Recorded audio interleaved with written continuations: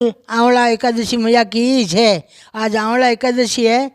आंवला एकादशी है। ठाकुर जी की पूजा करिजो, भगवान से भोग लगाइजो, फल फूल को भोग लगाइजो, मावा मिष्ठान को भोग लगाइजो, पंचामृत को भोग लगाइजो और भगवान की सेवा प्रेम करिजो और हवन करिजो भगवान ने ठाकुर जी रे। और आंवला की पूजा करिजो। आंवला री शेगार लीजो और आंवलो बांटीजो कि मैं तो बूढ़ी होगी, मैं बाहर जाइए को नहीं, तो मैं आज घर में ही करूँ, मारी हवन करूँ, हवन करनी मारा आंवलो रख लियो, आंवला मारी पूजा घर में करूँ और पूजा करो। यहाँ रखना, ध्यान रखना, सब बाल बच्चा को घर का जितना सदस्य है सकाल सकाल नाम ले एन पूजा करनी। दे बेटा मैं घर में पूजा करूँ और जल सदा दियो और भगवान के कुंकु सदा दियो और भगवान के मैं पुष्प सदा दिया और भगवान के फल सदा दियो और फल चढ़ा दियो। आ पूजा होगी। भगवान तो वासना भूखा है, कुछ नहीं मांगे बेटा, अपन करा जगह में स्वीकार है।